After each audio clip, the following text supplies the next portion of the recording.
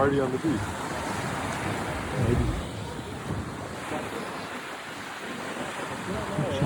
So I thought I'd make this video as kind of a follow-up, giving my context, my experience in Ibiza, taking MDMA. I'm just gonna go straight to the point. Um, Sorry to disappoint. This will not be like a Connor Murphy kind of video where I come to like some epiphany that I'm God. It's not happening in this one. But yeah, I just thought I'd share my experiences.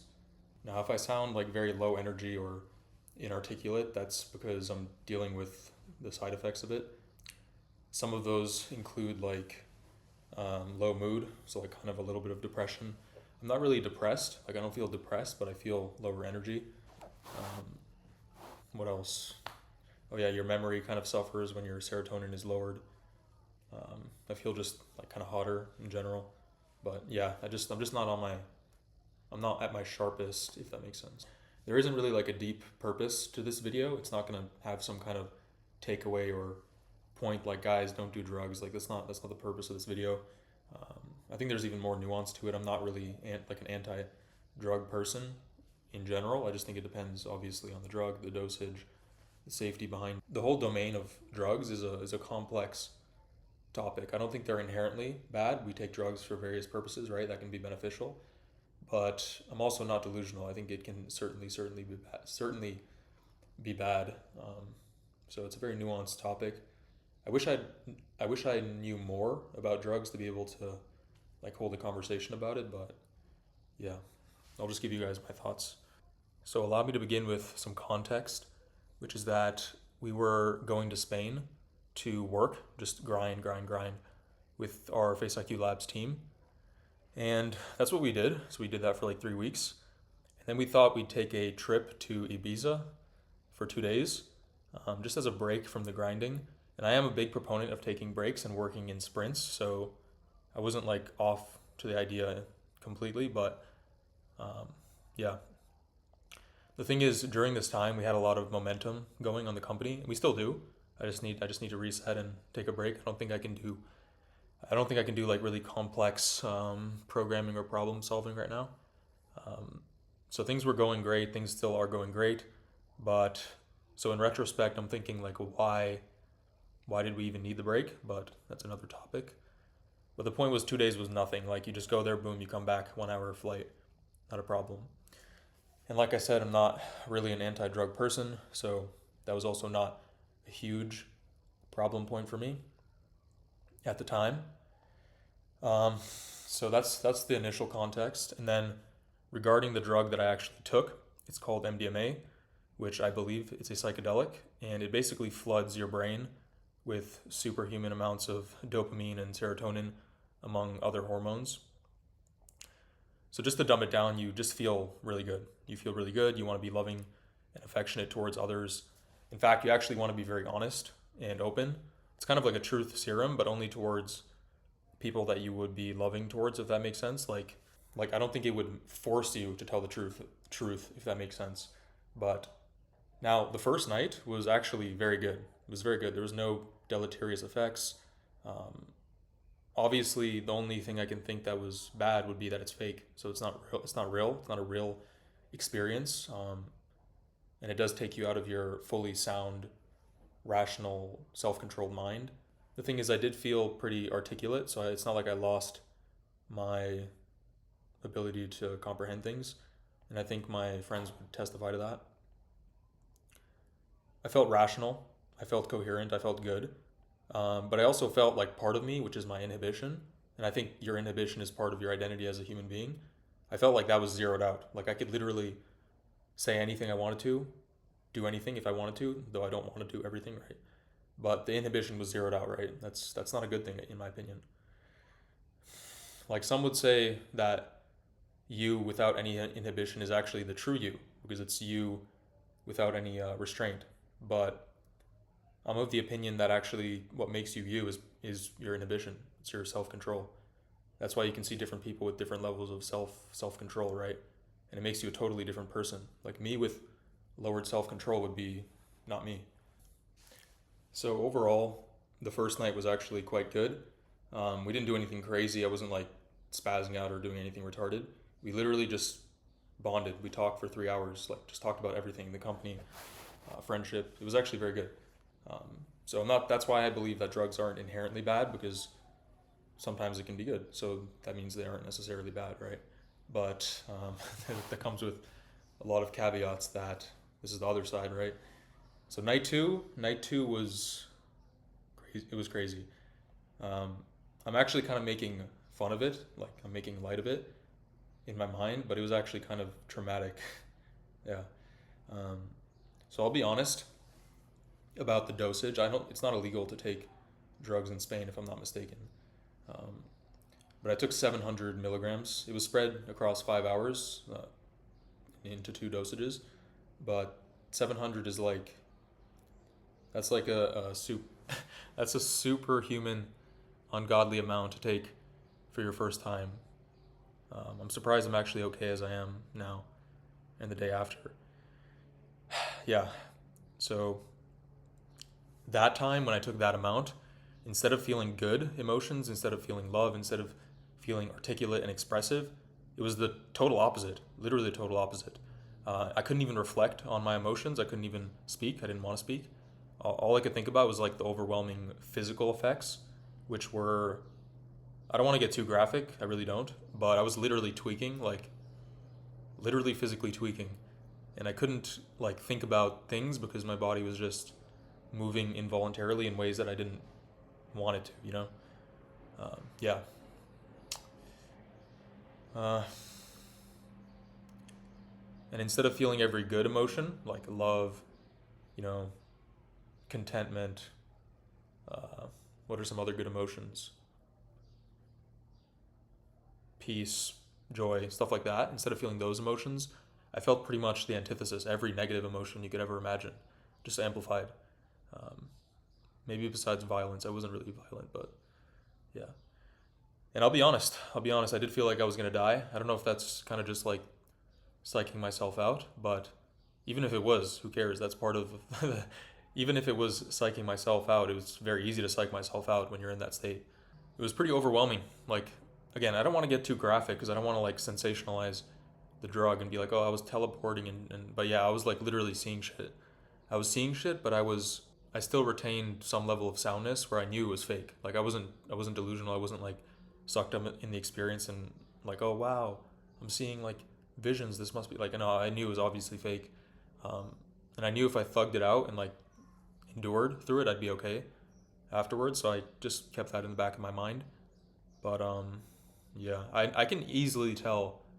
I can tell very easily if you take an extreme amount how quickly you can spiral out of control and like lose your mind. I can easily tell how you can go past that point. So yeah, I didn't have any like existential crisis. I didn't have any ego death or any type of religious delusions or anything like that. I'm not sure if that's even common on MDMA, but I felt much like myself. I did. And I can actually tell. I could tell during the time as well, because I was still retaining my reasoning. I was still like, I was even doing things like preaching the gospel, giving like Christian apologetic arguments, which I even understood at the time. I was like, I don't really want to do this because it feels like I'm taking advantage of people that are in a vulnerable state to persuade them, but they understood it as well. So I was kind of not trying to do it, but also I did a little bit. So that shows me like I was still retaining part of myself and my stuff, which is good. But yeah, um, I definitely still wasn't all there. I definitely wasn't sober. Now that's the experience. I don't want to get like too into detail. There was like other crazy shit happening during that, but that's not stuff I want to share. It wasn't anything like really bad, but it wasn't like bad in the sense that it was like immoral, but it was like traumatizing, if that makes sense. Like it was like scary shit. So I'll just say one thing about why it was more traumatizing, which is that when we try to get a little bit of help, the people there are not they're not helpful. They don't give a shit about you. And again, like it's like my fault for doing that. But these are people whose job it is to help you, if that makes sense. Now let me just tell you about the experience afterwards, like where I am now and the day after. So I woke up the next day, felt terrible, but feeling terrible, like I couldn't really distinguish between it being the drug or being the lack of sleep, because I've felt terrible on, lack of sleep before. So we flew back. We flew back to mainland Spain. It was a short flight. Still very tired, and but otherwise I felt pretty strong. My body was fine. Like I didn't feel like I was gonna collapse or anything, but I felt normal. But yeah, we had a crazy, crazy ass airport interaction, bro.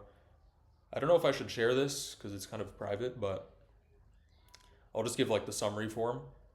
So Frost wasn't feeling good. Face IQ wasn't feeling good. I wasn't feeling good either, but he more so. We tried to get a little bit of help in the airport, the medical staff, and instead of helping, the medical staff just fucking rage baited him. Like they literally just rage baited him. Um, yeah, that was something else. And I just took everybody and left. I just left the airport because I didn't want to get into like interaction. And by the way, it's illegal to like do some certain stuff like insult people in Spain. So you definitely don't want to like get in your feelings and get into an argument with random ass people. So yeah, that was not a moment that instilled my faith in humanity. I'll say that. Now, what was really interesting was I thought there would be negative experiences in terms of a come down, because what happens with MDMA is it floods all these hormones. Um, it doesn't produce them, like the drug itself is not producing it, it's making your brain produce it, if I'm not mistaken. So that the next week or whatever, 2 weeks, you basically have like zeroed out or bottomed out levels of these hormones, which can make you depressed. They can lead to all types of like physiological effects, since serotonin controls a lot of your physiological function, bodily functions. So yeah, but the day afterwards, I didn't feel any of it. I felt actually really, really good, like really good. I went to I went to the gym. I walked to the gym like half a mile. I worked out hard, like literally max intensity. Maybe I'll show you guys some clips of the workout afterwards because I wanted to post that. But I worked out max intensity. Literally felt totally coherent. I worked all day doing complex problem solving. Felt no issues. So that was interesting. And then the next day, I wake up and I feel like this, but which is the day following. So right now it's 3 days after. Bro, I felt like the worst I've ever felt in my life. Like literally. I literally cried for like 5 minutes. I haven't cried in, I don't even remember, like 10, 15 plus years. It's crazy. Like, it's insane. It was very, very emotional. It was an emotional day. And I knew it was from the drug, and I knew it was from the lack of serotonin, among other hormones. Um, my body felt very dizzy, like wobbly. I didn't feel there. I literally felt like I was spasming. I don't even want to say it because if I say it, I'm gonna psych myself out. But I think I'm okay for now. I felt very hot. I felt not good. I did not feel good at all. Actually, the reason I have this blindfold, the sleep blindfold thing, is because I'm very photosensitive right now. Less so than yesterday, but still. But yesterday, I could not even open my eyes in light rooms. Like I could not open my eyes. I had to just wear this all day. Yeah, I was kind of scared yesterday. It was a little bit scary, but I'm actually very grateful to have my friends because they were kind of consoling me, and I do deep down understand that I will be fine. Like this is actually pretty normal, but it's still difficult to think that in the moment when you're going through it, because your brain is like it gives you a feedback loop, and you just psych yourself out, which makes you feel worse, which makes you further psych yourself out. It sucks, but um, yeah. But despite that, I think actually, I think this whole thing was a blessing in disguise. I obviously would have preferred it didn't happen. I would have preferred if I didn't take that much or any at all. But I still think it was a blessing in disguise because I don't know if you guys are religious, right? But at least in Hebrews 12, if I'm not mistaken, it notes that God chastises you, so he'll give you disciplinary judgment, he'll give you consequences, which this could just be a natural consequence, but even if it is just a natural consequence and God's not specifically punishing me, I still think the punishment aspect of it taught me a lesson, which is first of all to be more discerning. That's kind of obvious.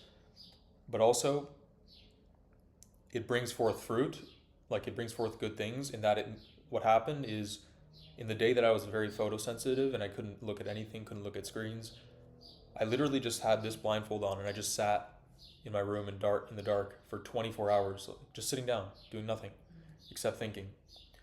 That's actually very rare. Like, think about if you've ever done that. I don't think most people have done that.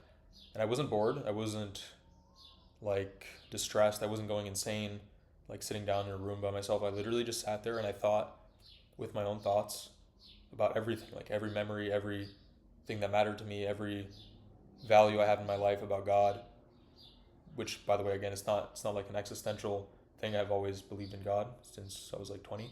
So just the things I've already thought about, but just amplified, right? It's kind of a blessing in disguise to be able to feel like shit, just so I could think about what matters and just unobstructed, kind of obstructed, since I had my hormone levels make me a little bit more emotional instead of fully rational, but still. So effectively, I had gotten a lot of clarity in regards to the people that matter to me, the experiences that matter to me. I think I'm very blessed. I think I'm very lucky. And it's not in like a cocky way where it's like, oh, I'm blessed. Like, I hate when some people say that, like, yo, I'm blessed, as if they did something. No, I'm just saying I'm like very lucky. Like, someone just gave me something I don't deserve. So, which is God, I think. Yeah, I have a lot of clarity. So what I want to do after this is just work hard. Just work hard for months on end. Just achieve every goal that I have. Do something special.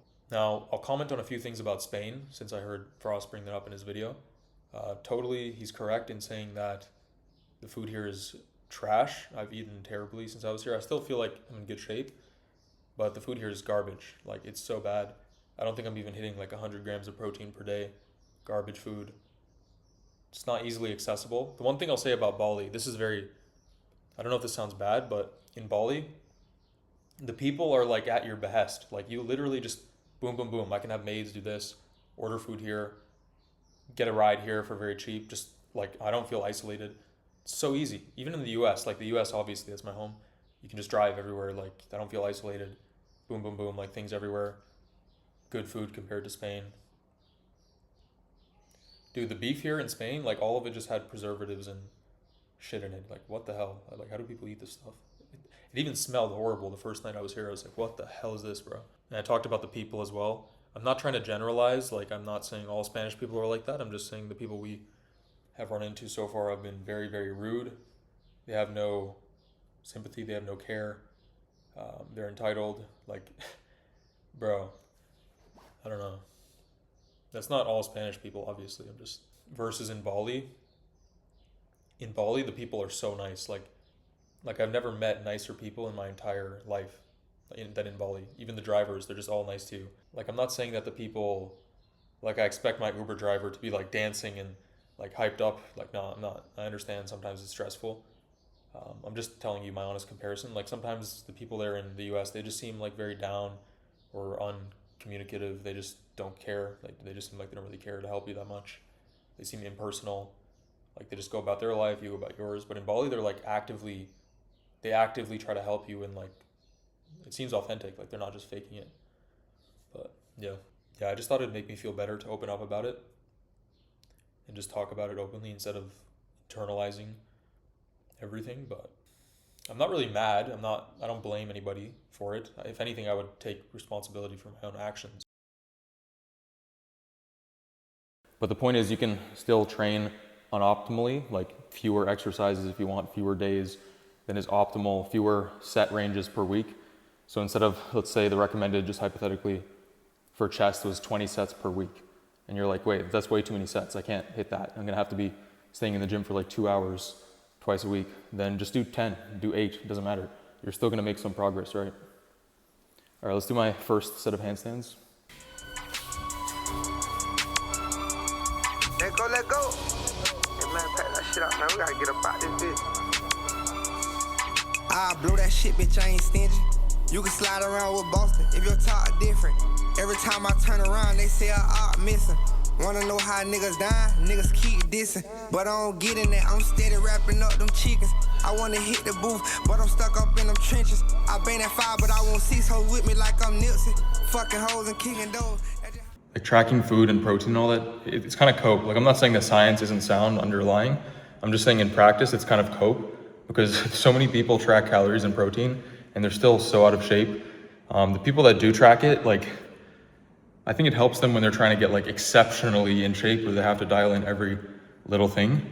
But I don't think it helps the normal person that's trying to get like in really good aesthetic shape. That's not an extreme like physique competitor with 6% body fat and, or even 8%, it's so lean. If you're not trying to get to that extreme levels of leanness, which typically requires counting calories, or if you're someone who's just trying to get in shape and lose weight, I don't think counting calories really helps. I think it's just counterproductive. It makes your mind obsess over things that your body could just naturally achieve with a healthier lifestyle. And we know what a healthier lifestyle typically entails. It's just go to the gym, just eat healthier. Don't eat like a glutton, right? It's pretty straightforward. Next 3 weeks for Face IQ Labs, we are locking the hell in. It's gonna be, I'm probably gonna try to work like 12, 14 hours a day, just lock in. And you can make so much progress like that. And then maybe just take a reset after like a month for a few days, like 3 days. That's actually the way to do it. That's such, I know most people don't have the liberty to do that, or if you're an employee, you get like the weekends off, right? And some holidays, but to me, ideally, the ideal work structure is sprints. So you get like 3 weeks, 4 week sprints, and then just a short break, because the break actually amplifies your next sprint. So if you just keep working and working and working and don't stop, you do burn out. I thought I wouldn't burn out, and I'm not really burnt out. I just realized that I'd be more effective if I did take a break long term. So we lose creativity as well. When you're like stuck doing one thing, you lose like that creative sense, and you just get bored. Like, so it's good to just reset, to distance yourself from whatever you're doing, and then come back and you'll just have more innovative ideas. When you guys see startups and whatever, you don't think of like the internal stuff. You just think about building the product. At least that's how I thought of it. But you also have to deal with a lot of like co-founder debates, and like we don't get like feisty or malicious or anything, but it's just like you have to be emotionally aware and sensitive, or else it can definitely get to that point, because we're, again, humans, and yeah, even I have an ego sometimes. So, but I don't know if you guys read the Bible, but I think it's in James, right? James 3. The tongue is like set on fire of hell. You can bless people and you can curse them and do a lot of damage just with your tongue. So it's probably like one of the most devastating weapons we have. She don't pop the Adderall. Now she say she miss me. She gon' pull her, eat it all. Only when she tilts it. Run a circle around these hoes. Treat them like. All right, guys. So I'm walking back to our other villa in the pitch black darkness. I just walked on the beach in the pitch dark for like 3 minutes, but it's chill. Now we're on a path, so it should be good. Yeah, I don't know, man. This day took a massive switch. Like last night, I was having an extreme panic attack. It's crazy how susceptible human emotions are just to your hormones, like how governed they are by just chemical processes. And then I just go back to normal when my anxiety's lowered. But yeah, I was having an insane panic attack last night. Bro, I think if I didn't have my friends, I would have like spiraled out of control, or at the very least, it would have been like way more of a mental battle to try to stay calm. But it's looking up, and yeah, can't wait to get back to normal. So I think I'll just chill the next like few days, then I'll start working out again maybe next week. Anticipating the comments like, damn bro, you're an idiot, you're so low IQ. It's justified. You know, one thing I've learned about living in a very nice place geographically is it doesn't really matter. Like it really doesn't matter, at least to me. I guess people prioritize and value different things, but to me it doesn't matter. Like it doesn't bring me any more enjoyment in my life. I think what matters is the people around you and the experiences that you build, not like the actual physical place. that includes the size of the house as well.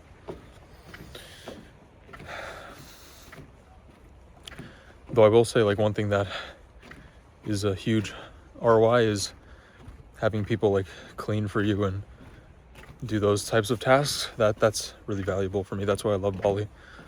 But the one thing I don't like about Bali is how detached it is from the Western world and how far it is, and just the infrastructure. Like, they burn trash, and that's also not very appealing. But you give and take.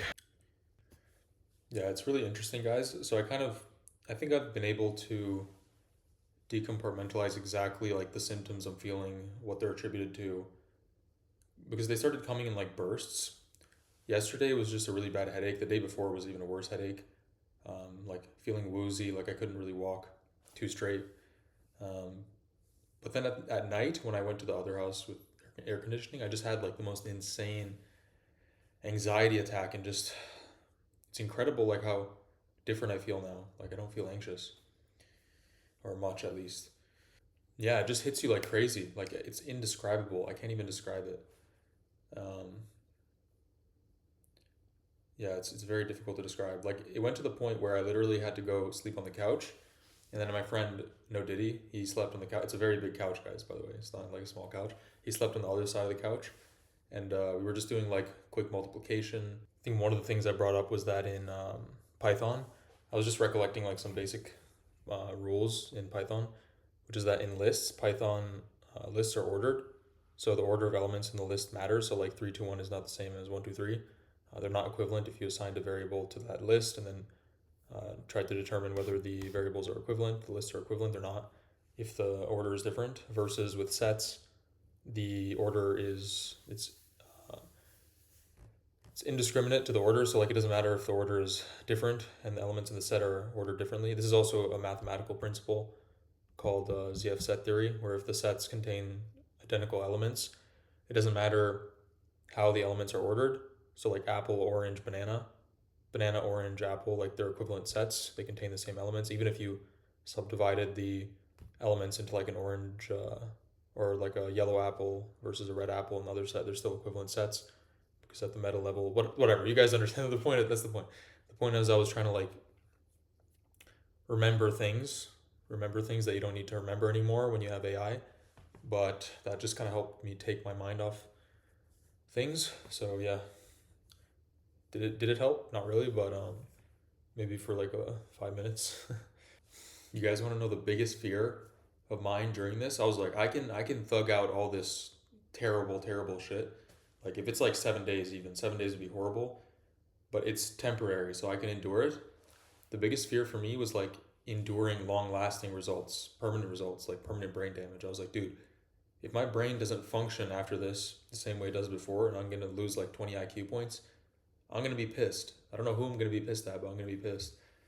Because it's like such a retarded thing, like 2 days and you get permanent brain damage. That's retarded. Like, that's like the worst ROI thing ever. So I hope that isn't the case. But I don't know. Like I said, it's promising that that's not the case, because when my anxiety lowered, I can now articulate my thoughts more clearly and more fluently, and think about my memories also working a little bit better. But I still don't feel like 100%. I really have to test. I'll have to test it when I get into more tough work, which I don't want to strain myself right now. Like,